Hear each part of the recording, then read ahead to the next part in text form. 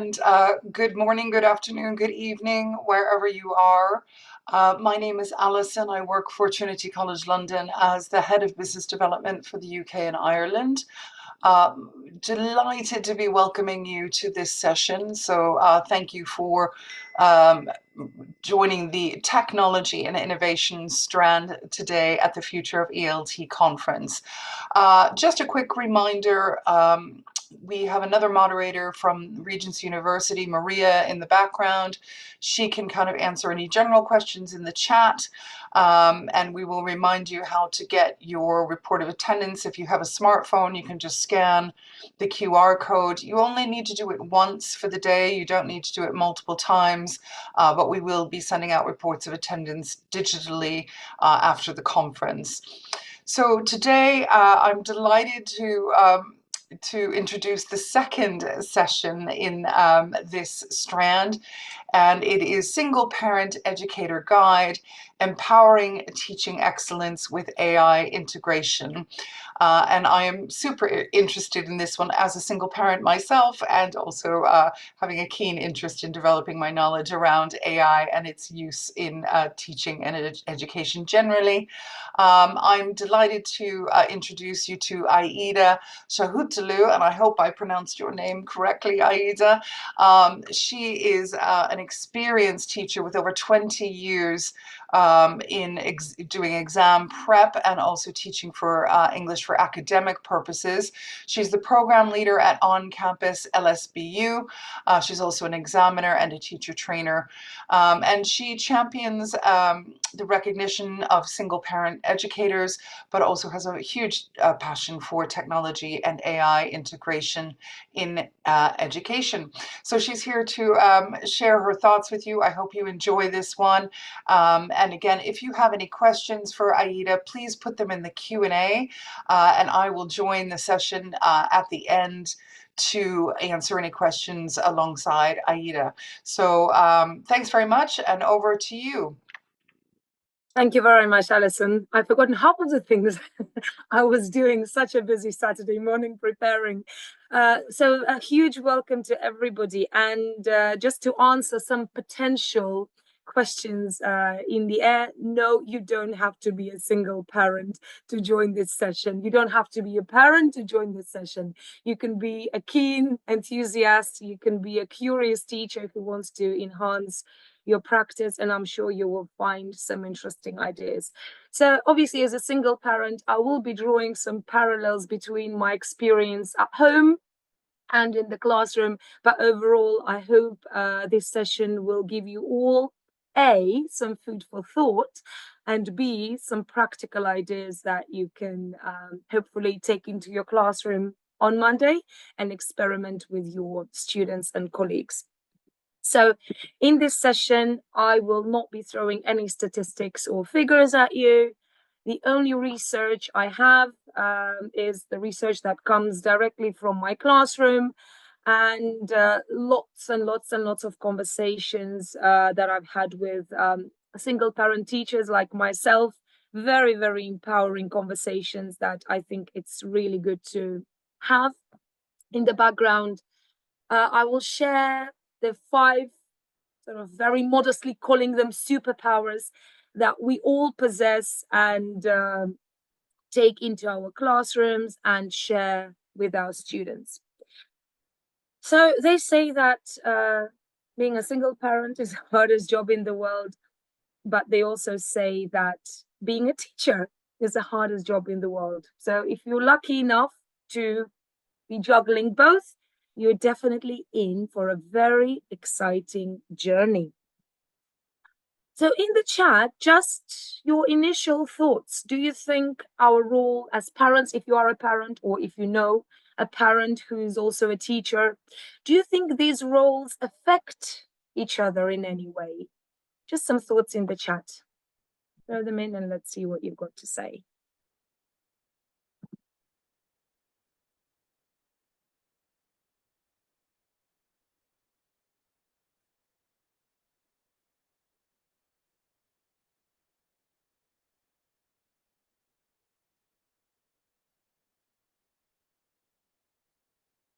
Could be a yes, could be a no. Mm.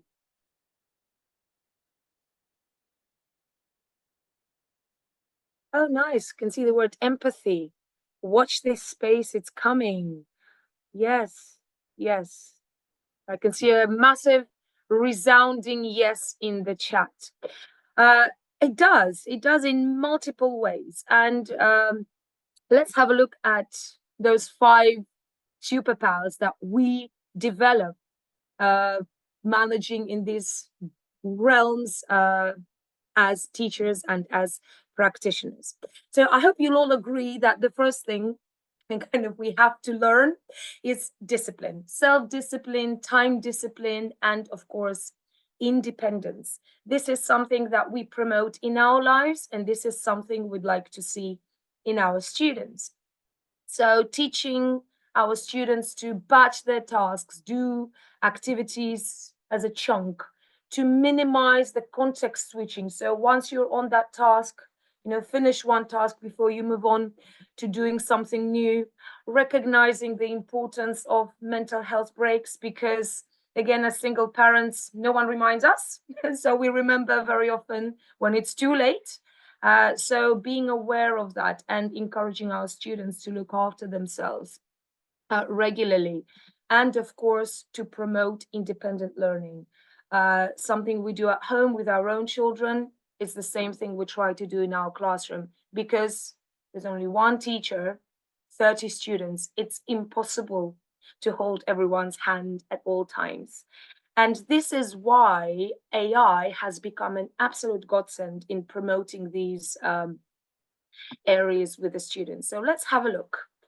My personal favorite these days, it can change, is Gemini, very similar in ChatGPT in terms of its functionality, a very user-friendly AI tool, which has helped me a lot in promoting student independence. So let's say your learners are doing a task, be it a writing activity or a speaking task.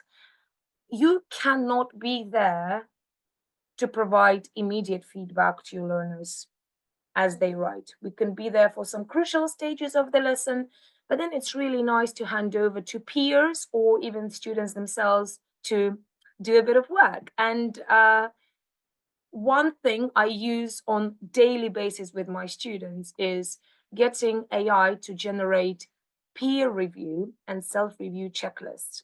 So I would imagine a lot of you are language teachers, so you use probably some traditional rubrics, IELTS rubrics, CAE rubrics. Gemini is very familiar with them all. You don't even need to copy and paste the rubric. All you need is a prompt, something like this. Generate a checklist for peer correction. Add a checking column, and then you also add your essay question. If there is a specific assignment rubric, you can copy and paste it directly to Gemini or ChatGPT. And then if you don't like the format it gives you, you add prompts to refine format or content. I'll give you a couple of screenshots to give you an idea of what it might look like. So for example, for an IELTS essay about the role of computers, this is a peer checklist that Gemini generated literally last week to help peers to give each other feedback on their writing. So as you can see, a very serious IELTS criteria are broken down and reworded in more student-friendly language. And even lower level learners can use this checklist to look at their peers' work and recognize certain ideas, certain language, certain examples, and give initial feedback.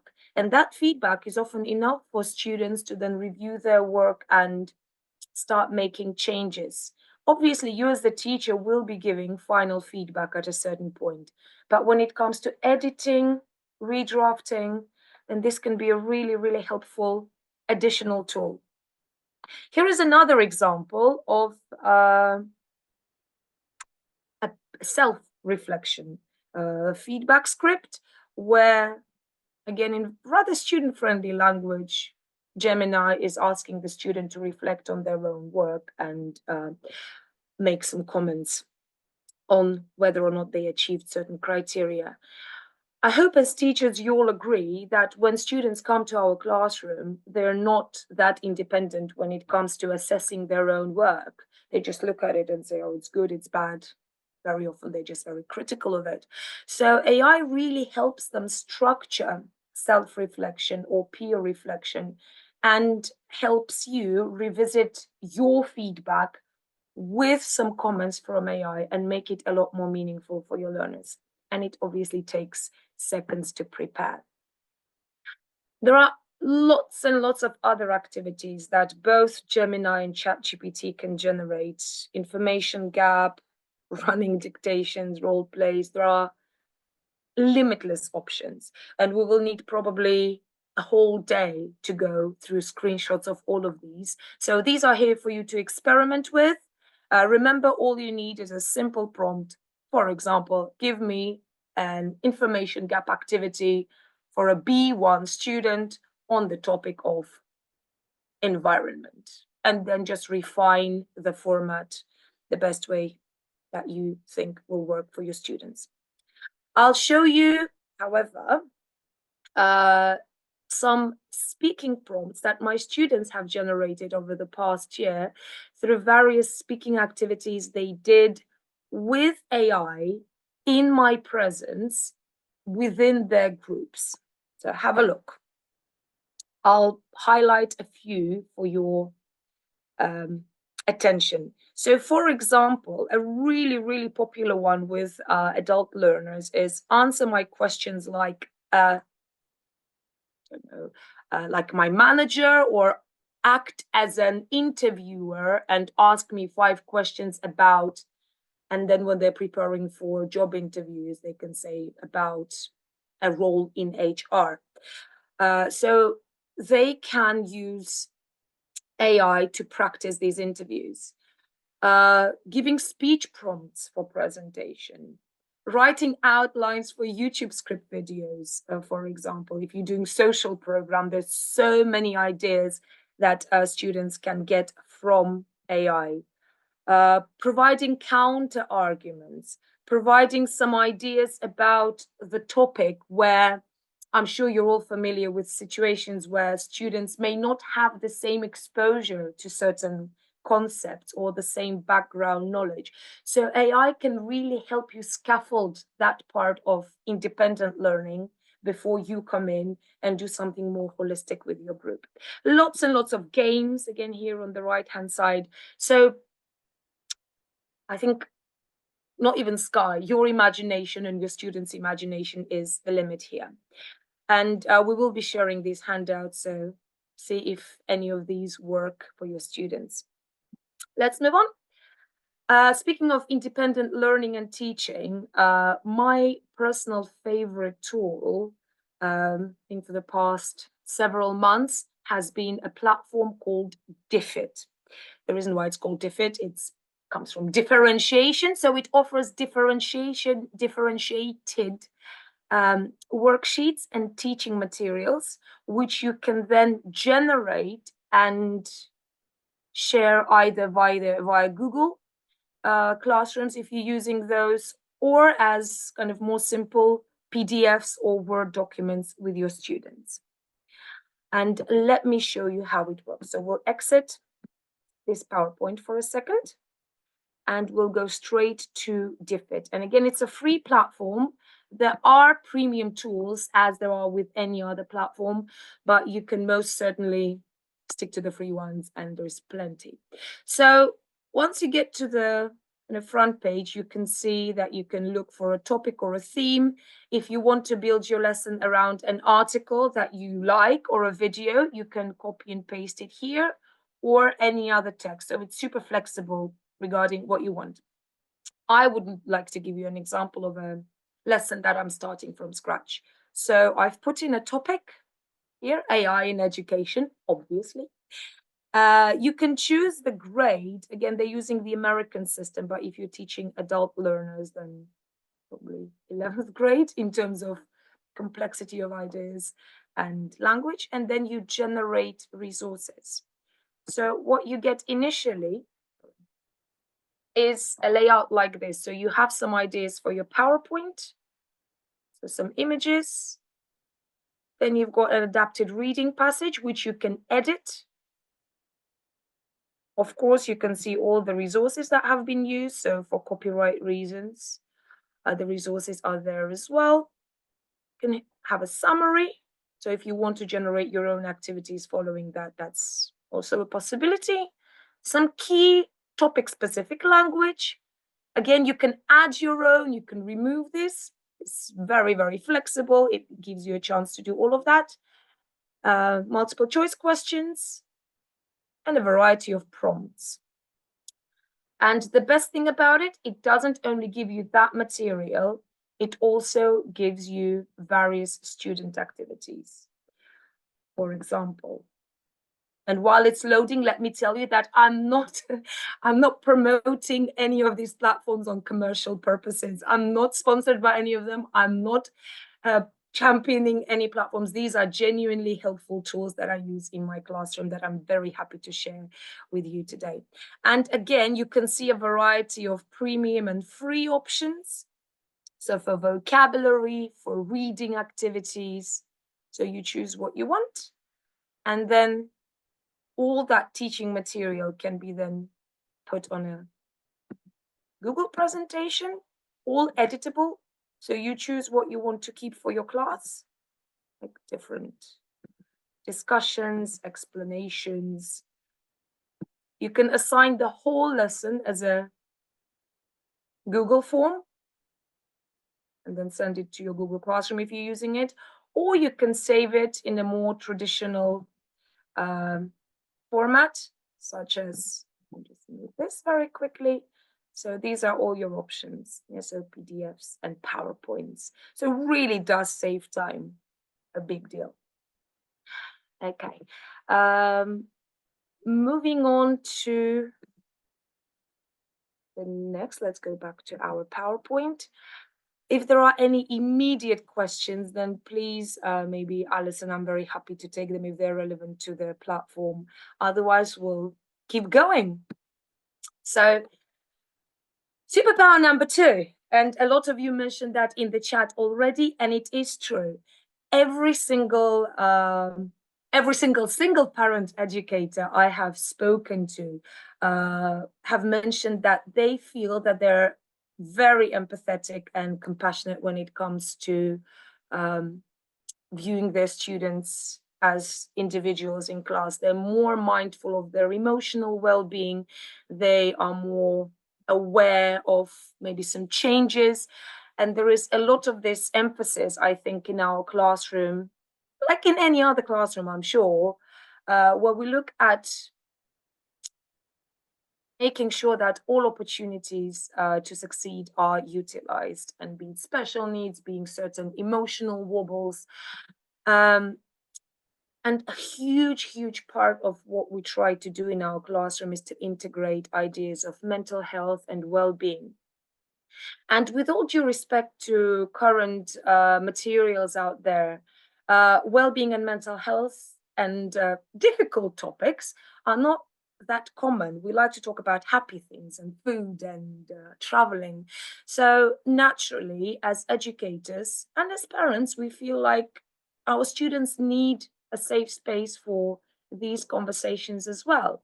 So you could be an IELTS teacher, still practicing your true false, not given questions, still writing about graphs and charts, but the topic of your lesson, the focus of your lesson can be different. It doesn't always have to be about, production lines and CO2 emissions. We can talk about something more meaningful and less spoken about, such as navigating unknown skills when you come into a new educational setting, seeking mental support.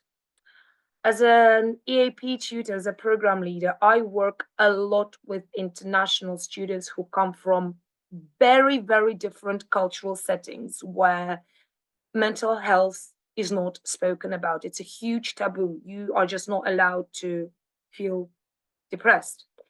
and giving students a platform, and the fact that it's normal to discuss these things in class, issues like safety, personal hygiene, social norms, what's acceptable, what's not acceptable. It's really, really important to talk about those issues. And I'm yet to find materials that will help me prepare my students for IELTS, but at the same time give my students a space where they can explore their welfare. And this is why it's very important to have these open conversations with our students while we're teaching.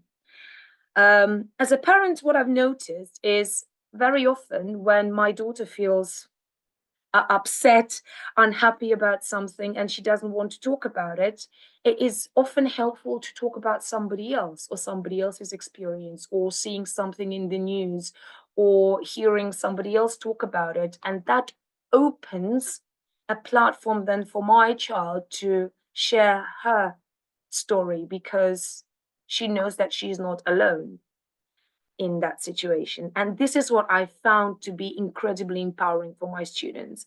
And after teaching some lessons which revolved around certain mental health issues, or students' challenges, supporting yourself in London, staying safe around London, have then led to some very interesting conversations we had after the lesson.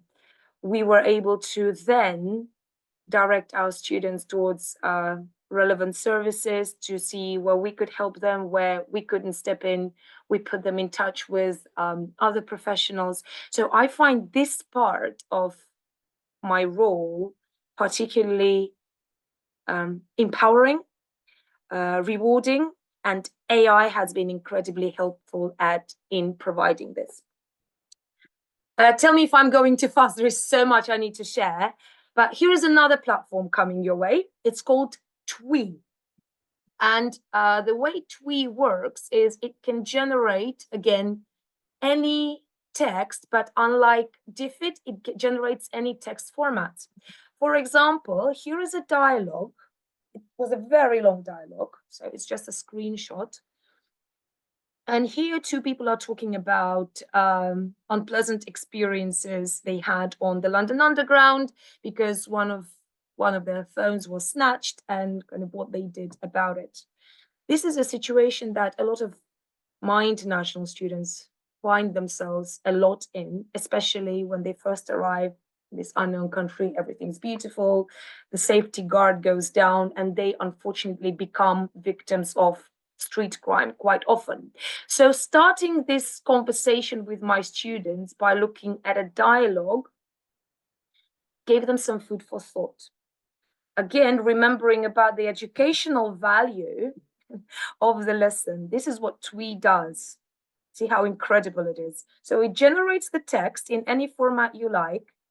It then gives you, as you can see, opportunities to discuss advantages, disadvantages, essay topics, creative writing ideas, linking words, a wide range of activities while you're still talking about that topic, but focusing, as you can see, on the format of some assessments, be it reading, listening, writing. So your students are still preparing for whatever the exam course or whatever the general English course they've signed up for, but at the same time discussing the issues they might otherwise not feel empowered to talk about. And again, you can share it as a Google form, which can be really helpful if you want to add a bit of interactivity to your lessons, or save it as a PDF. Let's have a look how it works in action. So here is my Twee. I haven't pre-made anything yet, just to show you what it looks like. So a platform which gives you a range of options to generate texts, to create specific activities like true, false, text titles. It works really well with YouTube videos and can generate lots of listening activities, vocabulary tasks. So again, just put some time aside, go and explore, and I'm sure you'll find something that works for your students. So again, if you want to generate a text, all you need to do is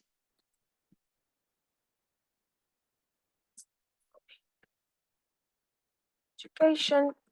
And then what you can do, and this is the best bit about TWE, is you can add your target vocabulary. So if you want to, let's say, do a dictogloss activity and you know which language you want for the text, you can put it here or you can leave it blank.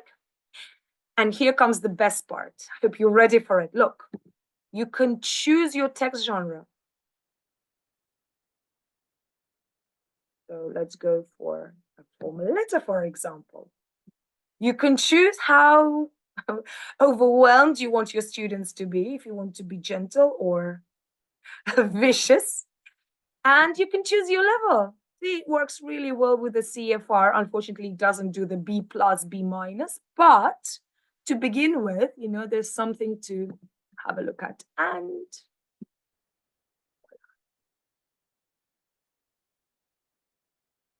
so we wanted a letter, and here is a letter. If you think it's too long, you can make it shorter. And here is that screenshot I showed you. So you can do all those exciting activities. For example, if you want essay topics or B2, still at that level, there you go.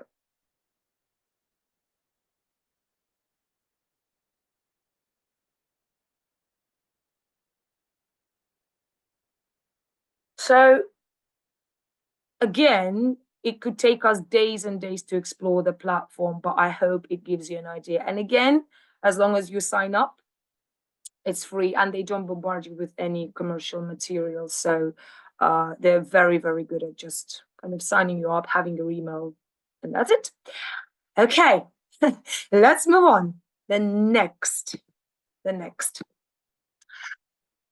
As single parent educators and as educators in general, we have to become very, very, very flexible and not really expect a lot, kind of taking each day at a time. Anything we learn, we then have to know how to transfer. And that's what we teach our students as well, that anything they learn in our classroom, they can certainly transfer those skills to other things they do in life. Definitely encourage them to focus on the process and not where they want to get, because a lot of them will come to us and say, I want a band 7 in IELTS. My current band is 4 and I have 2 weeks. So not realistic, but definitely looking at ways to scaffold the process and help our students gradually get where they need to get is really, really, really something we try to put at the heart of what we do.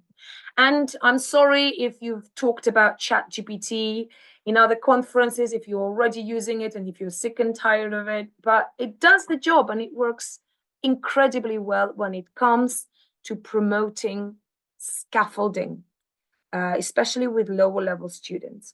I'll show you some screenshots and hopefully we'll give you some ideas to try out. So what ChatGPT can do with a relevant prompt is they can write half of the paragraph. For example, here it's a problem solution essay, and ChatGPT writes half of the paragraph. And the students can then focus on the second half by writing solutions. So ChatGPT wrote about a problem, and a student wrote about solutions. I'm sure you agree, it's much easier to do essay writing step by step. So a bit of initial scaffolding can give students that sense of confidence and empowerment. Another example would be to give students like a mini crib paragraph that has some central ideas around the topic, and students not to feel overwhelmed. They've got the structure and they can write their ideas, could be individually, could be collaboratively. And the prompt here is remove all the topic words and keep the key phrases. Just like with problems and solutions, working on arguments and counter arguments, working on additional points. Again, ChatGPT can write half of the paragraph and students can write the other half. Because I remember the times when I had to do all of this. I had to create this input and I had to write those texts for my students to do the other half of scaffolding. So it's really, really, really been a life-changing experience since ChatGPT has become so available and accessible. You can also use it to upgrade students' work. Now, I have to say this with a little caveat. This is what a student did without telling me. So they upgraded their own work. And the reason why it's on my screen is because I asked my student to share what they did, and I promised them to give them a second chance to resubmit their essay. But it can do that. It can provide some decent upgrades. Now, when we read it, of course, we can see straight away that it is AI generated because of the format, language, certain sentence style. But it can help students to get some ideas to scaffold their writing later on. And we'll talk about teaching students how to do this ethically. It can generate sample essays. Again, I'm not going to say model essays because these are not models. They're too robotic in the way they sound, but it can help you look at certain features of the text. So again, as you can see, once you've removed all the topic words, you can give your students essentially a structure for a problem solution essay, which they can transfer and apply to other essays they write about problems and solutions. Or we can keep the ideas but remove the linking words, for example. Just give ChatGPT a prompt to remove all the linking words, and the students have to fill it out. So again, use your imagination, and sky's the limit in what you can do with these exemplars. What I quite like as a program leader, because we do a lot of materials writing and we generate lots of assessment, it can help you create certain marking rubrics. I'll show you one example, my favorite, the one that has language within the marking rubric. Lots of can-do statements and prompts for essay feedback with comments. So all these simple prompts can give you those opportunities. For example, here we ask ChatGPT to create a topic-specific essay marking rubric for the essay. So the essay is about advertising. So what we wanted to see is some language that our students can use in that essay. This was essentially to help our colleagues in the business department. So if you are teaching CLIL or if you're teaching EAL and want to look into cross-departmental work, then I think this could be an interesting area to explore. So this is just a screenshot of one part of a massive rubric where, as you can see, in the beginning, it kind of looks like an IELTS rubric, but then it offers some topic-specific language for content, for organization, like linking words, and certain terminology, which I, as a teacher of English, might not know, but business tutors would expect that language. So you can definitely play around with rubrics quite a lot. Here is another platform, again, for subject teachers who work, for EAL teachers who work with subject teachers, a really helpful platform. It has been around for years and years. It's called Rewordify. So I have lots of, let's say, science teachers teaching A-level international students who are struggling with terminology. So once you've copied and pasted the text in Rewordify, it keeps the words, but it simplifies them. So students have the original text, but they've also got the simplified words that they can use to comprehend the text. And again, just like with any other quality tool, it does offer you vocabulary work, quizzes, activities, etc. So for subject teachers, for CLIL teachers, this could be a good platform to explore. Deep breath, and let's continue. We're nearing the final sort of 3 minutes, Alison, I think and then we'll go into Q&A. So another superpower we developed as single parent educators, we need a lot of resilience and we need to be good problem solvers.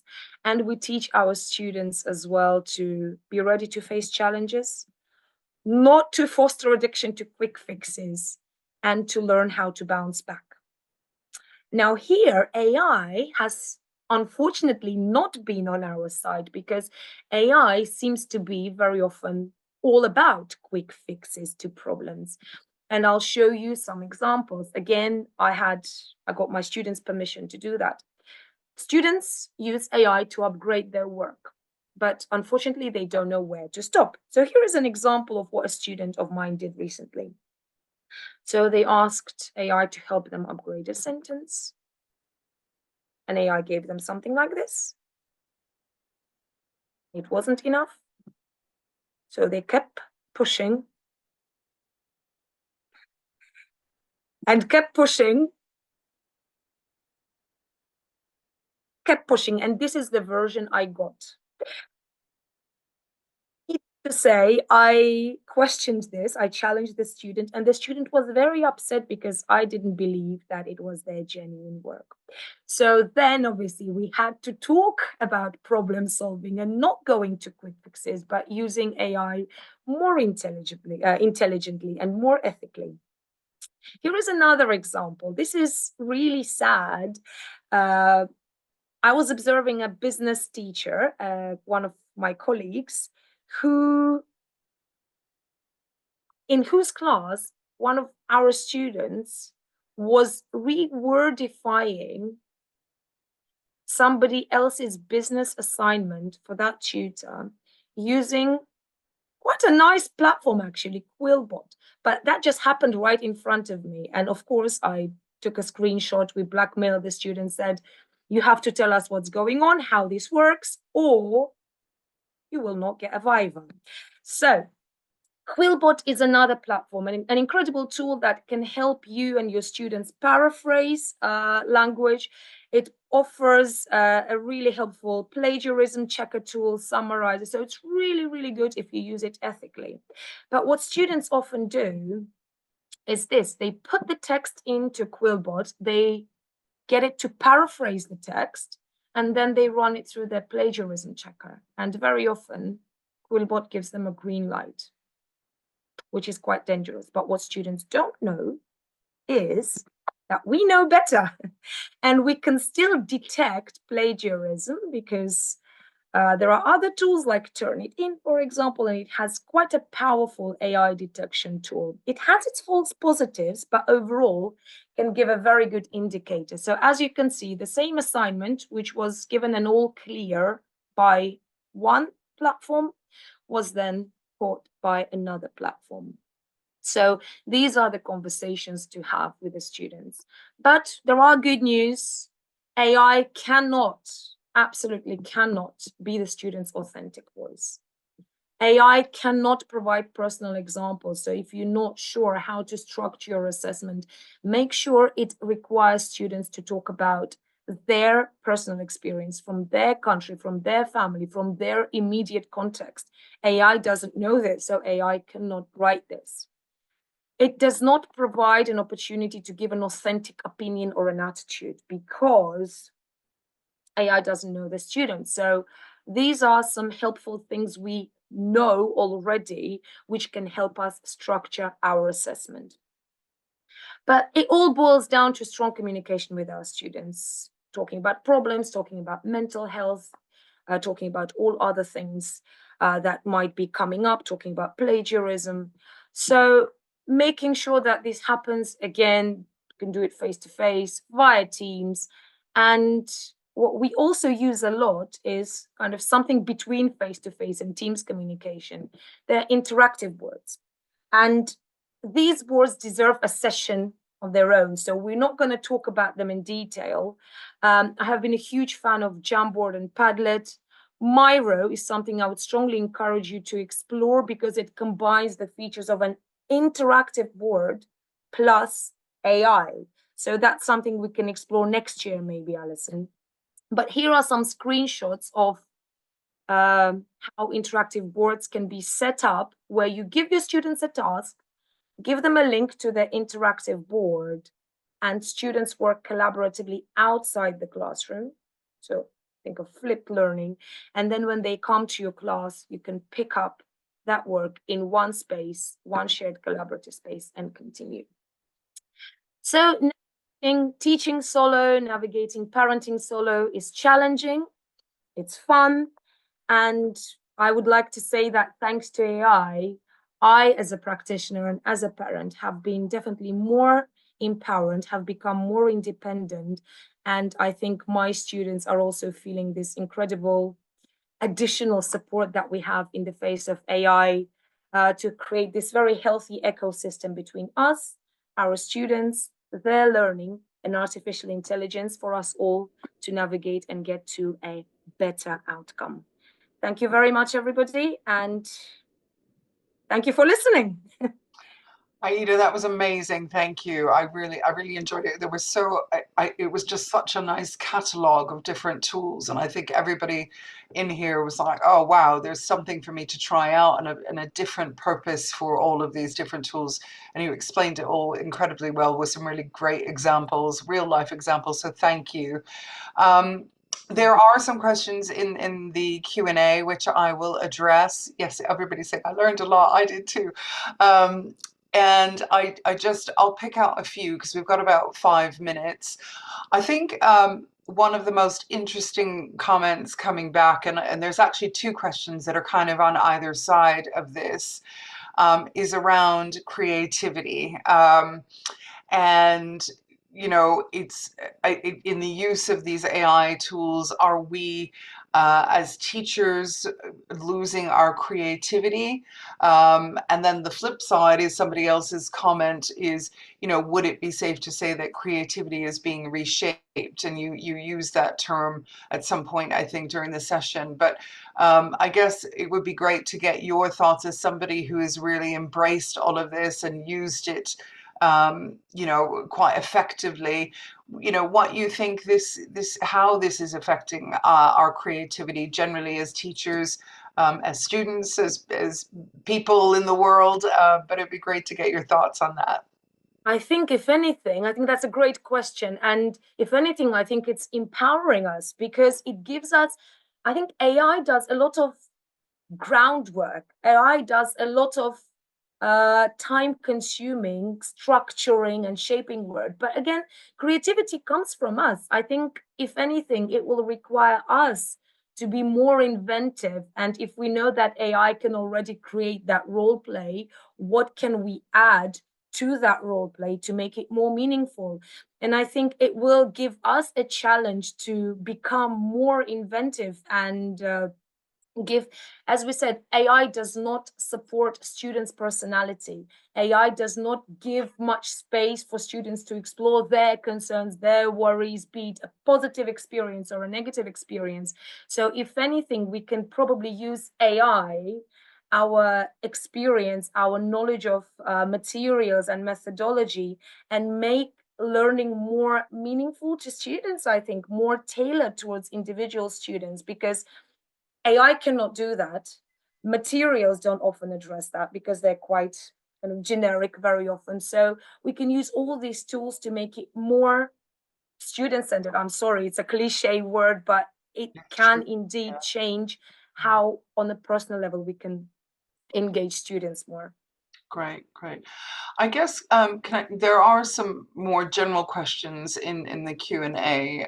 Some of them you answered in terms of controlling the use of AI and putting checks in place.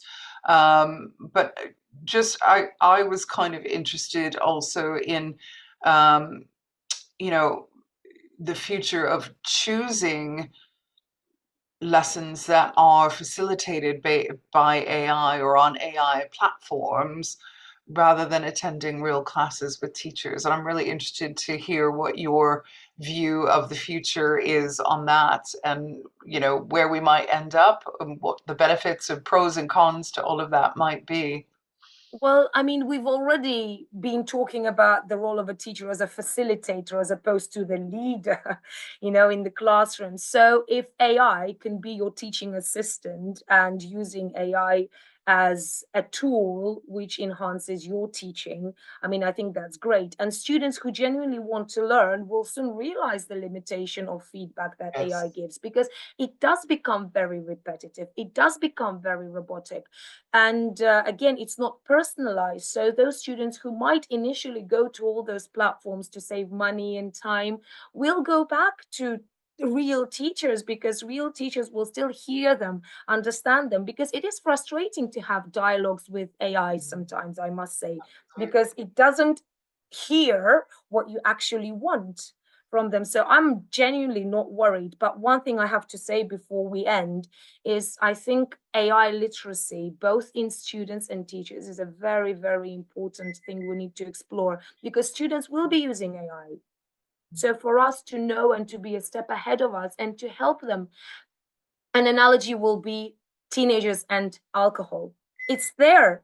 If we don't teach teenagers about responsible drinking and putting it out there, there are lots of dangers. Likewise, we put AI out there. So now our role as educators is to teach our students how to use it responsibly. And I think that's an exciting next step and a challenge for all of us as educators. I think that's brilliant and a brilliant way to end it and just tie the loop with all of the themes in your talk.